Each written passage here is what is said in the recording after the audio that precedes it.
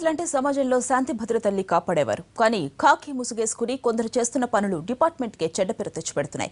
ఉద్యోగాన్ని పక్కన పెట్టి సెటిల్మెంట్లు చేస్తూ కాసుల వేట సాగిస్తున్న ఇద్దరు కంత్రిగాళ్ల స్టోరీ ఇది. స్నేహితుడే మేకవన్నె పులిలా మారి వీరితో జతకట్టి ఓ అమ్మాయి అబ్బాయికి నరకం చూపించాడు.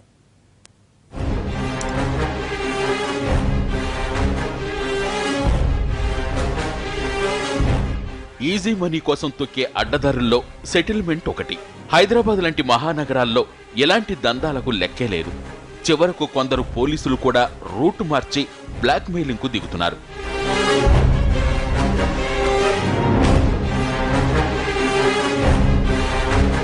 భూములు, ఇళ్లు, ఆస్తి గొడవలే కాదు, చివరకు లవ్ మ్యాటర్స్ లో కూడా ఎంటర్ అయి లక్షలు గుంజే ప్రయత్నం చేసింది కంత్రి బ్యాచ్. హైదరాబాద్ యూసఫ్గూడలో బ్రేకప్ లవ్ స్టోరీని ట్విస్టులతో కొనసాగించాడు మిత్రుడి ముసుగులో ఓ బ్లాక్ మెయిలర్. కాసులకు కక్కుర్తిపడి ఈ కంత్రితో చేతులు కలిపాడు. ఇంటెలిజెన్స్ కానిస్టేబుల్తో పాటు మరో ఇన్ఫార్మర్ సహాయంతో పదే పదే వేధించి చుక్కలు చూపించారు. చితకబాది డబ్బులు గుంజారు. ఈ వ్యవహారంలో ప్రేమికురాలే గుడ్డిగా నమ్మి మోసపోయింది.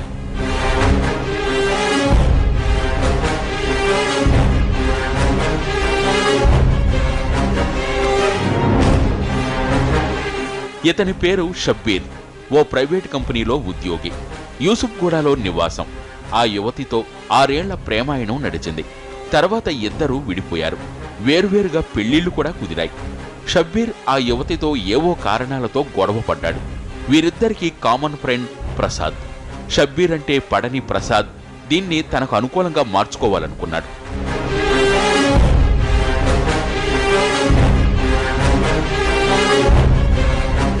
అనుకున్నదే తడవుగా ప్రసాద్ చకచకా పావులు కదిపాడు.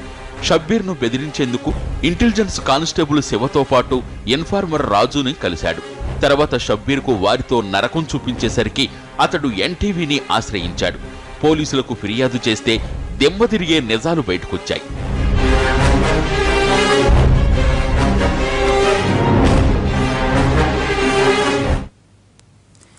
అమ్మాయి అబ్బాయి 6 ఏళ్ల ప్రేమాయణానికి శుభం కార్డు వేశారు. ఇక లవ్ గివ్ వద్దనుకున్నారు. వారికి పెళ్లిళ్లు కూడా కుదిరాయి.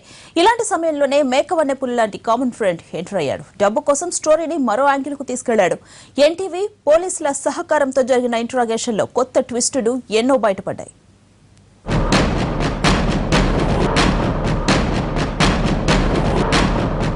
షబ్బీర్ ప్రేమించిన యువతికి మాయమాటలు చెప్పిన కామన్ ఫ్రెండ్ ప్రసాద్ ఓ మాస్టర్ ప్లాన్ వేశాడు.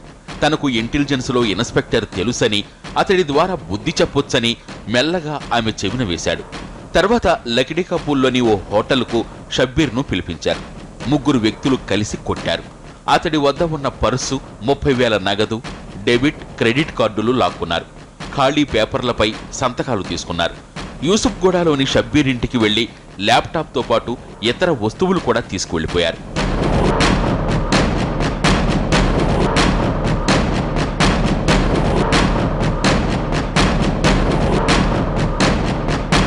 ఎక్కడితో ఆగలేదు. షబ్బీర్కు ఫోన్లలో బెదిరింపులు మొదలయ్యాయి. ఆ యువతి నీపై ఫిర్యాదు చేసిందని, నిర్భయ కేసు నమోదు చేస్తున్నామని చెప్పారు. నిర్భయ కేసు నమోదైతే 20 ఏళ్ల దాకా బయటకు రావని కూడా భయపెట్టారు. 3 లక్షలు ఇస్తే కేసు సెటిల్ చేస్తామని చెప్పారు.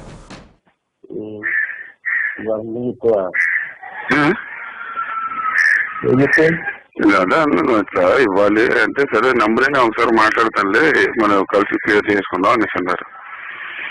ఎందుకు ఇదంతా మనం ఒకసారి కలిసి క్లియర్ చేసుకుంటే నంబర్ అంటే సరే అని ఇచ్చాను.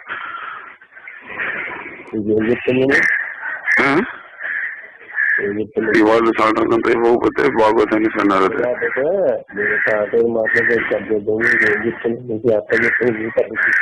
నేనంటే పెద్ద చేసుకుంటాను సార్, క్లియర్ చేసుకోవాలనే కదా.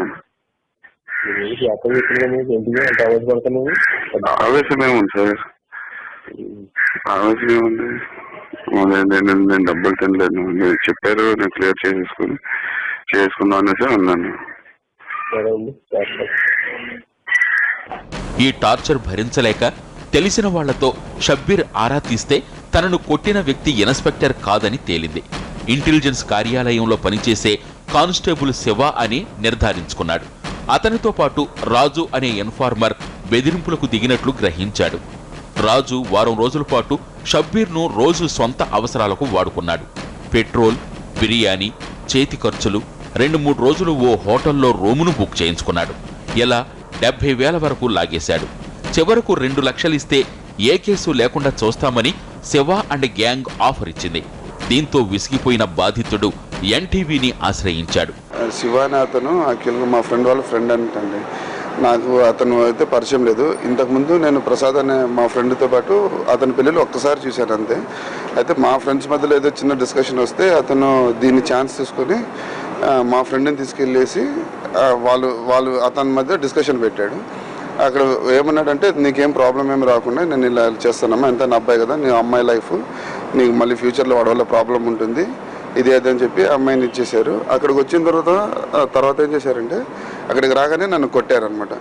నేను ఎందుకు కొట్టారంటే, ఇంకా వల్గర్ లాంగ్వేజ్లో ఏమనుకుంటున్నారో నీకు సమాధానాలు చెప్పాలా అని చెప్పి బెదిరించి నన్ను అక్కడ నుంచి మా ఫ్రెండ్ని పంపించేశారు.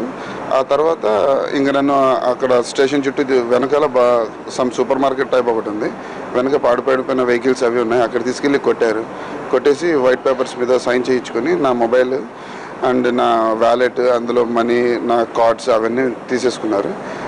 రంగంలోకి దిగిన ఎన్టీవీ ప్రతినిధులు షబ్బీర్ మాజీ ప్రేమికురాలి ఫోన్ నుంచి ప్రసాద్కు కాల్ చేయించారు. అప్పుడు అతగాడు ఏమన్నాడో మీరే వినండి. షబ్బీర్ వెళ్ళి వేరే డాడీకి పిలిచాడు.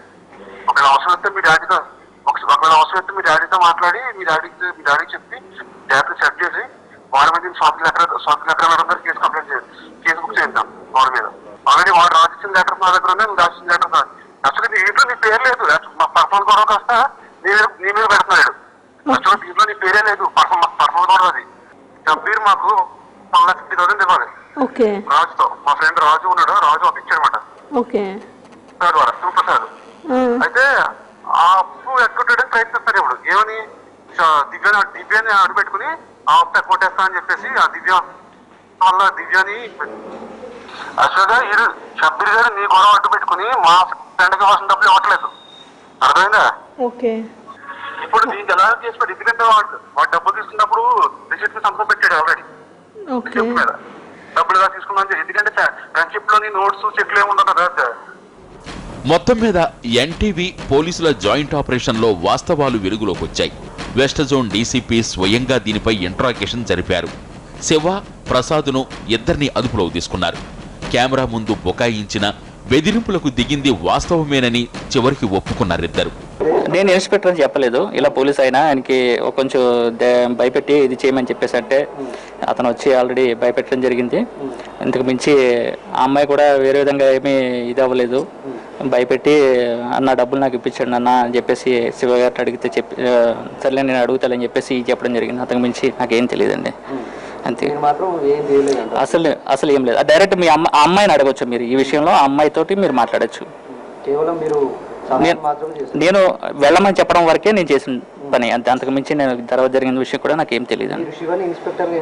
నేను శివని ఇన్స్పెక్టర్గా పరిచయం చేయలేదు. ఆ అమ్మాయిని అడగండి, అతను పోలీస్ డిపార్ట్మెంట్ చెందిన వ్యక్తి అని చెప్పేసి అంటమే జరిగింది తప్ప ఇన్స్పెక్టర్ అనలేదు.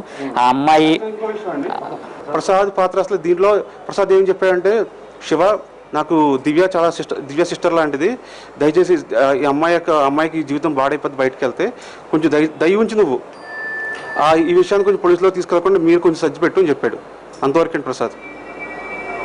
మీరు మాత్రం ఏం చేయలేదు? అసలు ఏం చేయలేదండి అసలు. ఒకటండి, ఏటీఎం కార్డు తీసుకుంటే సైబర్ క్రైమ్. అది ఇంకో విషయం చెప్తున్నానండి, ఏటీఎం కార్డు తీసుకుని ఒకవేళ మనీ డ్రా చేసుకుంటే అది సైబర్ క్రైమ్, అక్కడ కూడా రిపోర్ట్ చేసుకోవచ్చు. అదే అండి, ఇవన్నీ కూడా ఏంటంటే మొత్తం అన్ని తీసుకొచ్చి ఇలా పెట్టేస్తున్నారు. ఈ డిపార్ట్మెంట్ని బ్యాట్ చేయడం కోసం మాత్రం చేస్తున్నారు అన్నీ కూడా. ఈ ఒక్క కేసే కాదు, గతంలో కూడా చాలా సెటిల్మెంట్లు చేసినట్లు విచారణలో తేలింది. షబ్బీర్ను హోటల్కు తీసుకొచ్చిన సమయంలో ఓ వ్యక్తి నుంచి నోట్ల కట్టలు శివ తీసుకున్నట్లు అక్కడి సీసీ కెమెరాల్లో రికార్డయింది. షబ్బీర్ను చితక్కొట్టిన దృశ్యాలు అందులో ఉన్నాయి. పోలీసులు వీళ్లను అదుపులోకి తీసుకున్నారని తెలిసి రాజు ఫోన్ స్విచ్ ఆఫ్ చేశాడు. అతని ఆచూకీ కోసం పోలీసులు గాలిస్తున్నారు.